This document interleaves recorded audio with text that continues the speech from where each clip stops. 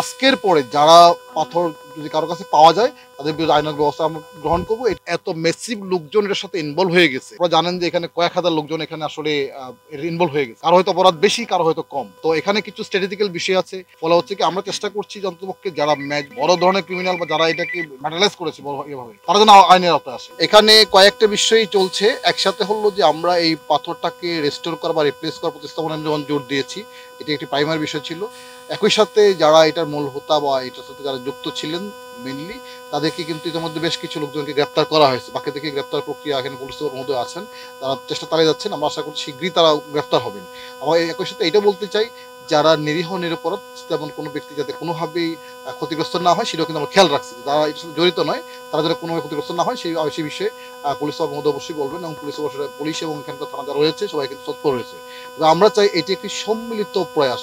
এখানে পুলিশ রয়েছেন, বিজিবি রয়েছেন, যৌথ বাহিনী, সেনাবাহিনী সবাই মিলে কিন্তু আমরা কাজ করছি একসাথে, এবং it was a very wonderful team work. সবাই কাজ করছি বলেই কিন্তু আজকে এই 26 লক্ষ পাথর আমরা এখন পর্যন্ত উদ্ধার করতে পেরেছি বা জব্দ করতে পেরেছি। এবং আমরা আশা করছি হয়তো এই পাথরগুলি রিপ্লেস করতে পারলে বা প্রতিস্থাপন করতে পারলে মোটামুটি একটা ভালো শেপে আগের অবস্থায় চলে আসবে। এর মধ্যে একটা জানেন যে আমরা 3 দিনের একটা সময়সীমা দিয়েছিলাম, যেটা ইতিমধ্যে আজকে বিকাল 5টায় শেষ হয়েছে। এই সময়সীমার মধ্যে লোকজন স্বেচ্ছায় প্রায় 6.5 লক্ষ ঘনফুটের মতো পাথর আমাদের এখানে জমা দিয়েছেন, তার এখানে পৌঁছে দিয়ে গেছেন। আর বাকি প্রায় আপনার 19 লক্ষর মতো পাথর আমাদের যৌথ বাহিনী সব বাহিনী মিলিয়ে আমরা জব্দ করেছি। তো এই কাজটি খুব কঠিন ছিল আমাদের জন্য, কারণ হচ্ছে এই পাথর এখান থেকে আনা এবং আপনার এখানে প্রতিস্থাপন করা। এই 26 লক্ষ ঘনফুট, প্রায় 26 লক্ষ পাথর যেটা উদ্ধার করা হয়েছে বা জব্দ করা হয়েছে, এই পাথরের মধ্যে প্রায় আপনার ধরেন 11 লক্ষ ঘনফুটের প্লাস হচ্ছে আমরা এর মধ্যে প্রতিস্থাপন করতে পেরেছি। আর বাকিটা আপনারা দেখছেন যে এখানে নিয়ে এসে ডাম্পিং করা রাখা হয়েছে, এবং আমরা আশা করছি যে বাকিটা হয়তো আরও 1 সপ্তাহ লাগবে আমাদের প্রতিস্থাপন করতে। হয়তো 1 সপ্তাহ পরে মোটামুটি আমরা পুরোটাই প্রতিস্থাপন করতে পারবো। তো এই কাজে এখানকার স্থানীয় রাজনৈতিক নেতৃবৃন্দ সহ ব্যবসায়ীরা এবং হচ্ছে ট্রাক মালিক, শ্রমিক যারা রয়েছেন তারা কিন্তু আমাদের সহযোগিতা করছেন। প্রতিদিন এখানে 500-এরও বেশি শ্রমিক কাজ করছেন, 400-এর উপরে নৌকা কাজ করছে, এবং হচ্ছে আপনার এখানে যারা আছে আপনার কি বলে যে এই ট্রাক প্রায় 300-এরও অধিক কিন্তু ট্রাক, কারণ এই আমরা জানেন যে পাথরগুলি অনেক ওজন।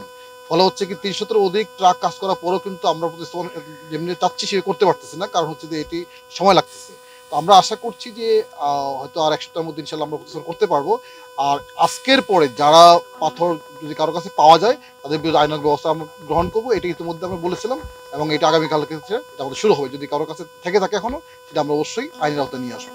তো এই জন্য প্রথমত হচ্ছে এই কারণে এটা তালিকা বা নামগুলি ডিসক্লোজ করা যাচ্ছে না কারণে, কারণ নাম ডিসক্লোজ করে দিলে তো যেটা হলো সেটা পালিয়ে যাবে, এটা একটা বিষয় আছে।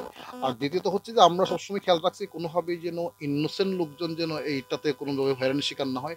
একই সাথে যারা আসলে প্রকৃত দোষী তারা যেন আইনের আওতায় আসে, আর সেই বিষয়ে সবাই মিলেই কাজ করছি, পুলিশ কাজ করছে। আমরা আশা করছি যে এটা হয়তো, মানে এখানে যেটা হয়েছে এত মেসিভ লোকজন এটার সাথে ইনভলভ হয়ে গেছে। আপনারা জানেন যে এখানে কয়েক হাজার লোকজন এখানে আসলে ইনভলভ হয়ে গেছে। কারো হয়তো অপরাধ বেশি, কারো হয়তো কম। তো এখানে কিছু স্ট্র্যাটেজিক্যাল বিষয় আছে। ফলে হচ্ছে কি আমরা চেষ্টা করছি যে অন্ততপক্ষে যারা বড় ধরনের ক্রিমিনাল বা যারা এটাকে ম্যাটালাইজ করেছে এভাবে, তারা যেন আইনের আওতায় আসে। আমি এটাও স্বীকার করি, সেটা হলো যে এখানে যে যারা করেছেন কেউ হয়তো 5টা পাথর নিয়ে গেছেন, এখন তাকে আসলে আইনের আওতায় নিয়ে এসে কতটুকু ইফেক্টিভ হবে এই বিষয়গুলো আমাদেরকে ভাবতে হচ্ছে।